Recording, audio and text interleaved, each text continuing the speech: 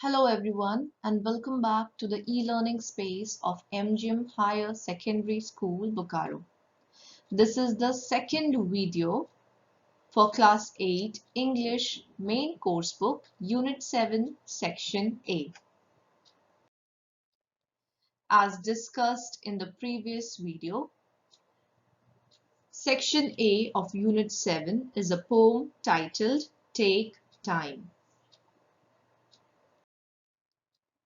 In our last video, we read the poem and paraphrased it. Today, let us delve a little deeper into the poem. Here is a small summary of the poem. The poet of the poem Take Time is trying to convey a message of how beautiful this earth is and how much busy we are in our daily lives that we seem to miss all these wonders. The poet is asking all to stop for a minute from our busy schedule, take a deep breath and look around us and admire what a beautiful creation this world is. He or she is focusing and trying to find joy and admiration and awe from even the tiniest of things such as the heart of the flower and the song of birds. We are being advised to look around and enjoy the scenic beauty before the time meant for us is lost. The world around us is alive and has a voice. It talks to us in many different ways, all of which leaves us in awe. We are asked to just take time and look around. Let us now appreciate the poem critically. We know that Take Time is a poem written by a poet whose name is not known to us. The poem has 4 stanzas. Each stanza has 4 lines. The rhyme scheme of the poem is AABB, that is, the last word of the first line rhymes with the last word of the second line, and the last word of the third line rhymes with the last word of the fourth line. Coming to the different poetic devices, the poet has used lots of beautiful picturesque words. Picturesque words means those words which paint a picture in the minds of the readers. For example, take time to view a mountain high with snowy peaks against the bluest sky. So these kinds of expressions and sentences paint a beautiful nature imagery in our minds. Hence, the poetic device imagery has been used by the poet. We also see the poet has used alliteration. By now, you're well aware what is alliteration, the repetition of similar kind of sounds, that too in the beginning of a word, and the words are quite close to each other. Example, take time, sunset, sky. So in the first example, t sound is being repeated in the beginning of 2 very adjacent words. Apart from repetition of sound, we also see that the poet has used the poetic device of repetition, which means certain words, phrases, or expressions are replete throughout the poem. They have been repeated more than once. For example, take time to. It's been repeated by the poet to bring out the meaning clearer. In fact, it is also the title of the poem. Now let us come to the textual exercises about the poem. Read to understand. Answer these questions with reference to the context and look in awe at a. What does the poet ask the reader to look at? The poet asks the reader to look at a towering tree. What do you understand by the word awe? The word awe as being used here means wonder and admiration. Why do you think the poet asks the reader to look at it in awe?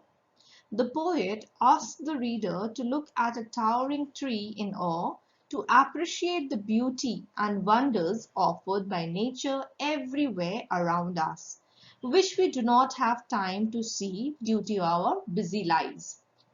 Answer these questions. What are some of the things that the poet says we must take time for? The poet says that we must take time to gaze at a sunset sky, watch a moonlit sea, look in awe at a towering tree, look in the heart of a flower, view a high mountain, listen to the song of birds, and reassure our closest friend of our never-ending love and loyalty. So we will summarize everything that the poet is asking us to take time for. What aspects of natural beauty are highlighted in the poem?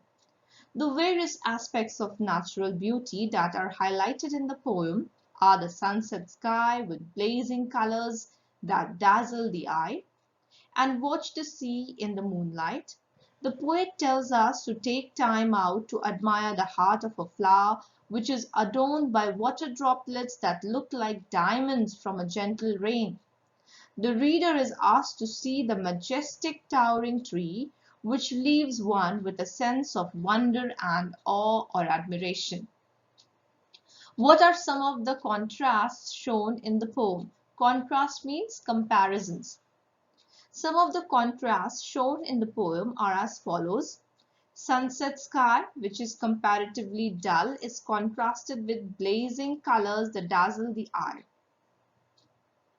Dull here means darkness. When the sun is setting down, it is expected to become dark, but before going dark, the sky is painted with huge colors and beautiful colors. So that is being contrasted, the sunset and the dazzling colors. Snow-capped peak of a mountain against a clear blue sky. Then come to the next question. The last stanza has a reminder and a warning. What is it? The last stanza has a reminder as well as a warning that if we do not take time out of our busy schedule to appreciate the wonders of nature all around us, we might not have time left to do so in the near future. Find an example of a metaphor in the poem. Metaphor, as you know, is comparison without using the word like or as. So can we say towering tree is a metaphor? That's one example from my side. There are many other examples that you must find out from the poem. Coming to discuss and write, look at these questions. The poet suggests that we look at the heart of a flower. What do you think the poet means by this? As discussed in the previous video, the heart of the flower is the center of the flower which collects the water droplets.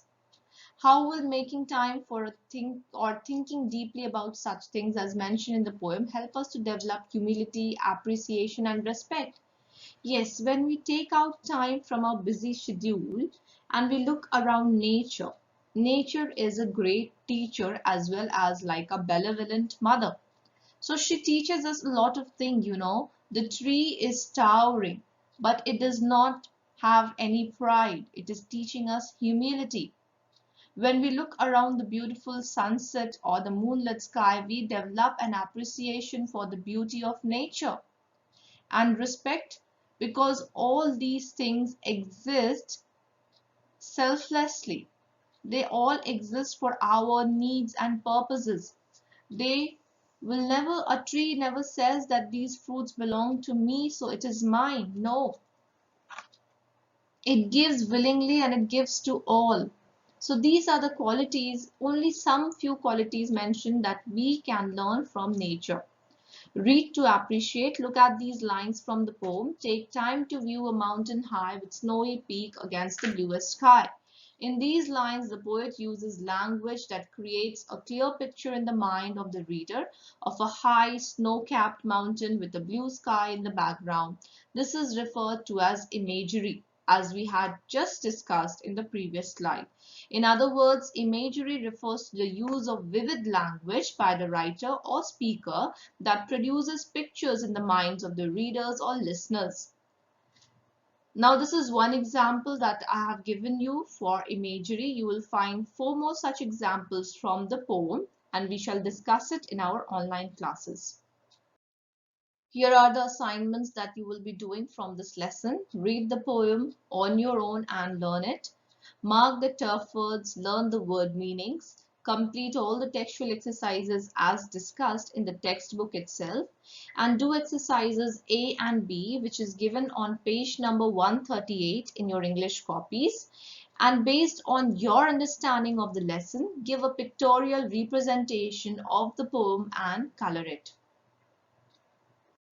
This brings us to the end of our lesson. Take time. We'll meet again in our next video and with a new lesson. Till then, thank you children and take care.